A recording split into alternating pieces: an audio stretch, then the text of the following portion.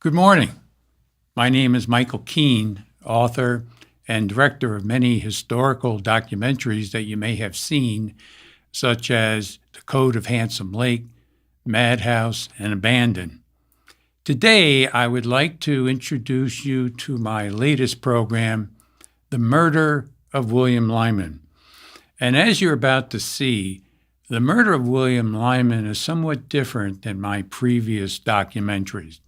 First of all, we use original works of art, several different voice actors, and an original musical score.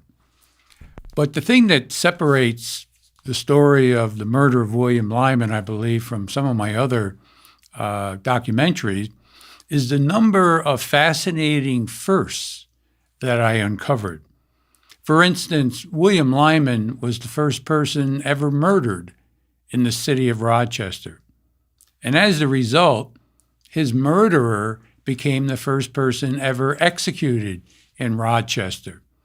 Many people are shocked and surprised that there were executions in Rochester, but up until the time that the large penal institutions were constructed, most executions occurred in many small towns and cities across New York State. The third unusual first is that the murderer happened to become the first person ever buried in Mount Hope Cemetery, which was opened up in the year 1838, right after the murderer was to be executed.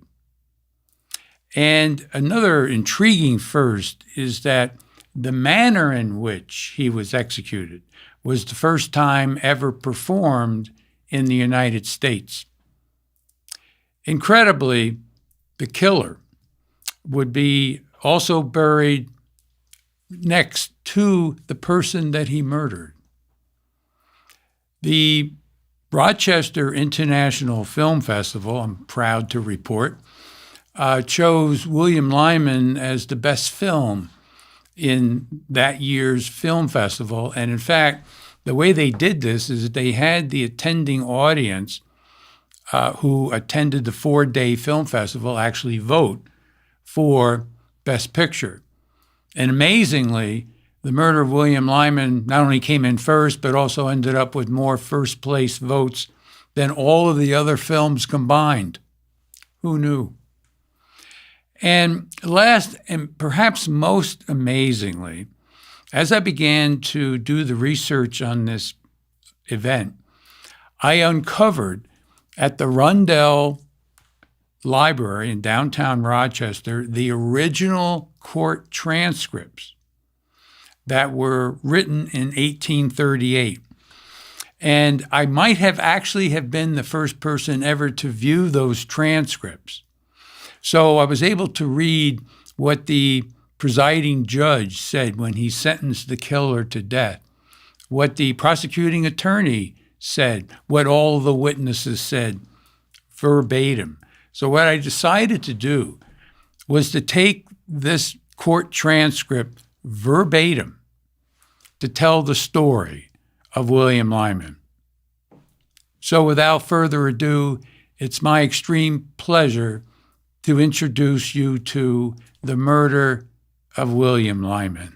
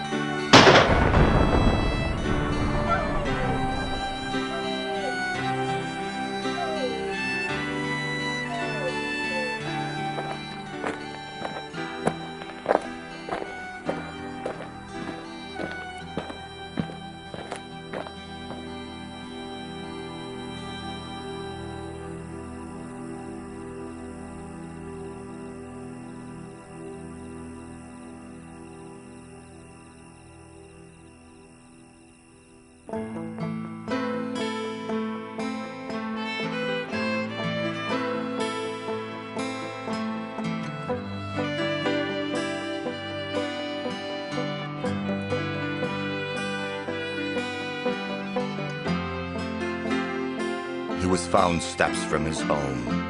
His body was stiff and cold. He'd been shot from behind with a bullet lodged in his brain. His pockets had been turned inside out. His wallet and money were gone. Laying a few feet away was his hat. Nearby lay a package containing a fortune in banknotes. Within minutes of the discovery, an alarm was issued, and rewards were immediately posted. For William Lyman, 37 years old, faithfully devoted husband and father, had just become the city's first murder victim. There was a stain upon the land.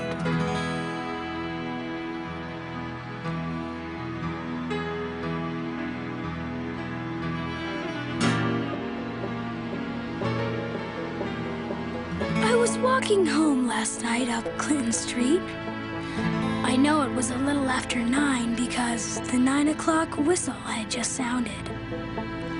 When I got by the church, I began to hear a dog bark.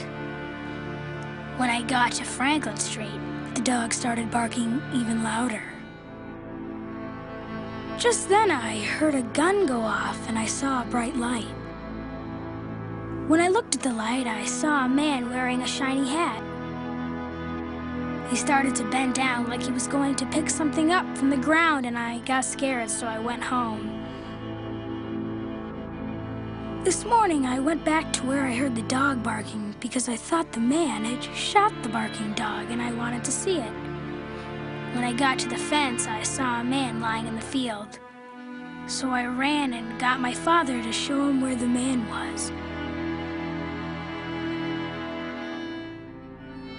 A flash of light and a glimpse of a shiny hat had just become the most important of clues. Only one type of man wears those kinds of hats: the foreigners who work the canal and mills.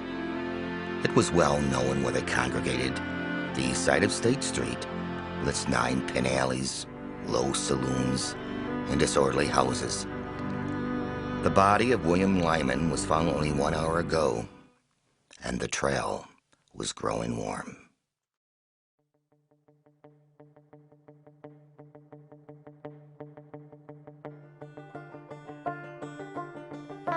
It was a little after 10 o'clock, and I had just gotten off from work. As I was leaving, something on the first floor where the tavern is caught my eye.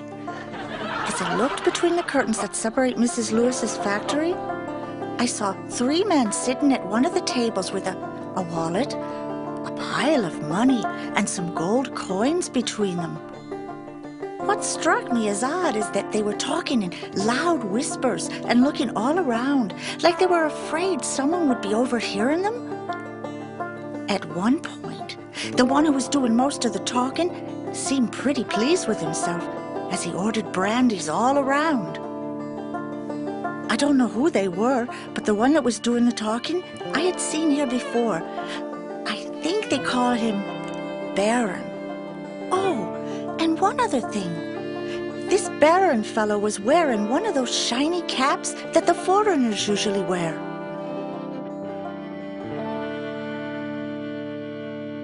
Master Dixon's and Hannah Chamberlain's observations would soon lead to the identity of the killer: a part-time barge worker and petty thief. A French-Canadian known as Octavius Baron. He frequented the taverns and alley of State Street and lived with his mother in the Bowery not far from where Mr. Lyman was found. Little did Officer King then know that Baron was nearby and soon would be in his possession.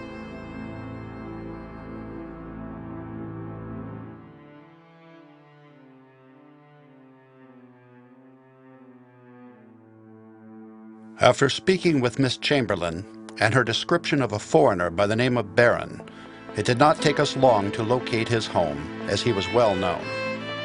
When we arrived, we were met by a Mrs. Baron, who admitted to having a son by the name of Octavius. She did not know his whereabouts and had not seen him since yesterday.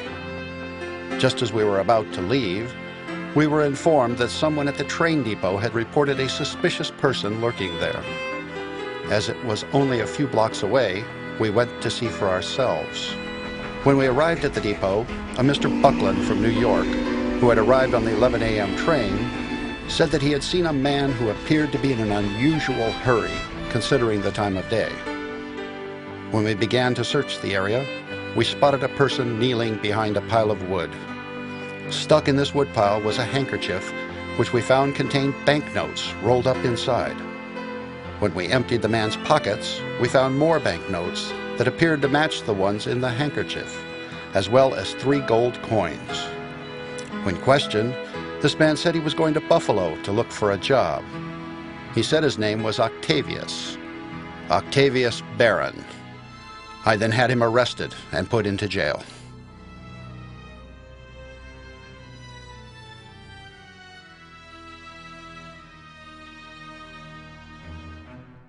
Every moment's reflection adds to the horror of the deed. The murderer was a cool, deliberate killer. The whole bloody scene bears the impress of cautious design. And we doubt not that when all of the facts are understood, it will be found the most diabolical offense to darken our fair corporation. The people will have shown that Octavius Barron hid in the shadows of Mr. Lyman's office on the evening of October 20th last as he began his journey home. As the poor Mr. Lyman approached his abode on Clinton Place, Mr. Barron crept up behind him and viciously shot him in the head, killing him outright. Quickly taking what he had found in Mr. Lyman's pockets and neglecting to discover the much larger sum of money that Lyman was protecting under his hat, Barron then joined his friends to celebrate his newfound devil's wealth. After a night of drinking and debauchery, Barron convinced his associates to bring his belongings to the railroad station for his planned escape. Gentlemen of the jury, we found Mr. Lyman's money on Barron. We have proven that others saw him following Mr. Lyman that night. We have proven his alibi to be nothing but lies. And we have proven that without a doubt that Octavius Barron is the wanton and depraved killer of William Lyman. You must find him guilty.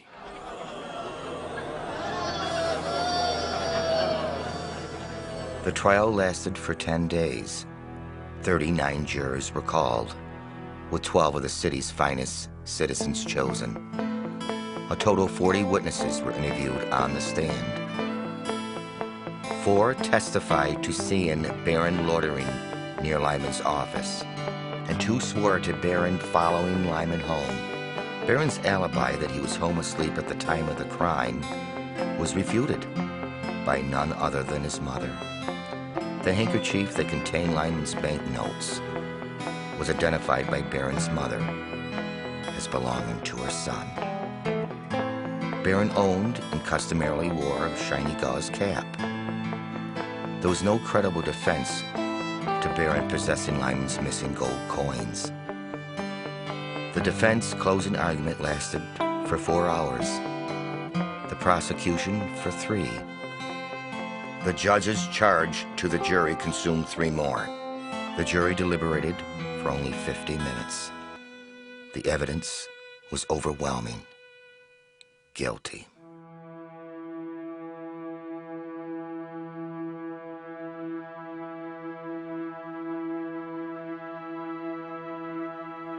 The evidence shows that you have long associated with the most vicious and depraved, that your companions were gamblers, blacklegs, and prostitutes, and that these habits and these associations have prepared you for the commission of this last most fatal crime. Your heart is so effectively hardened that we dare not expect anything we may say can reach or soften it. That can only be done by a power more than human. when you raise the weapon of death against Lyman, you doubtlessly suppose that no eye beheld your deed of blood. But the manner of this wonderful trial which has been made shows that all-seeing eye was upon you and saw your every movement. He has made it the occasion of showing his providence and his power. Before this tribunal you must be arraigned. The sentence of this court upon your case is that you be hung by the neck until you are dead. We must now add that the aggravated circumstances of your case forbid the hope of pardon or any mitigation of your punishment. You must now prepare for death. Your life has been worse than useless. We will hope at least your death be of some profit to others, as a warning to deter them from a life of vice and crime.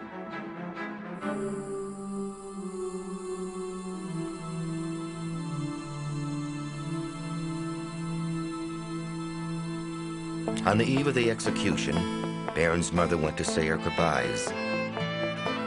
As she was leaving, Baron, with a decency he had never before displayed, admitted that he had murdered William Lyman, and what's more wished to confess to his deeds. When the sheriff arrived, Baron freely admitted his guilt, asking for only one thing in return, that upon his stepping onto the gallows, that he be hanged right away.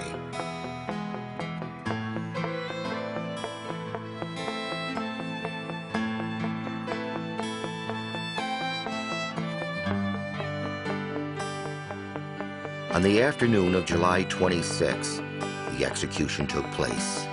On the first floor of the city's jail, Octavius appeared with a sheriff and two priests, repeating prayers in Latin and French.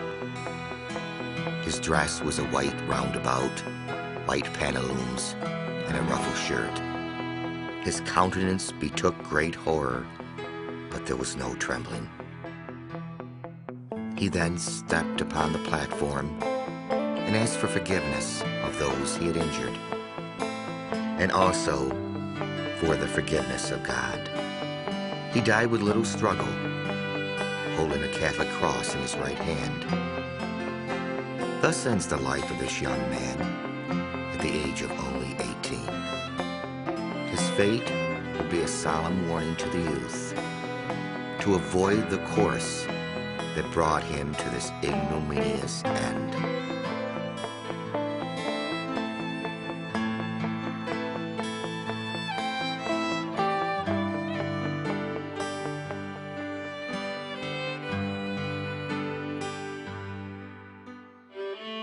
It's been over 40 years since William died. I'm surprised that I managed to last this long. It wasn't easy being a widow with 4 children, but somehow we survived. Something that most people don't know is that on the night William was killed, I was watching for him out of the parlor window, like I usually did. I saw the flash of light from the gun that they say killed him. I always wished there was something I could have done to warn him. When the trial was over, we moved back to Hadley from where we had come from, and we went to live with my sister and her husband on their farm. Things were especially hard on the boys as they couldn't understand why someone would want to harm their father. He was such a good father and very devoted to them. I eventually remarried to Cyrus White, who was a distant cousin of mine. He died in '76. We were married almost 33 years. He was a good man and very kind. After Cyrus died, I went to live with my oldest son, Theodore, whose wife had also just died. He was a doctor then, and I think he had delivered most of the babies in town. We lived next door to my youngest son, William Jr., and his family. We all got along very well and helped one another out. Even after all this time, I think about William. I will always miss him.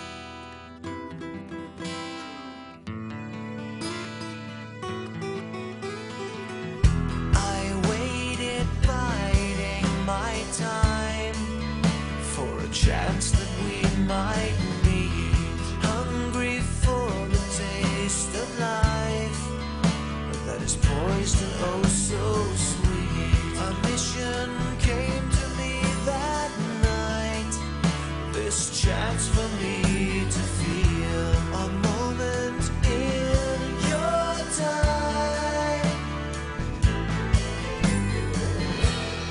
Two fates meet the same by only different means. If our paths cross again, it might be stranger than it seems. I can't change this thing I've done or bring them less pain. If God won't forgive me, then will you, my friend?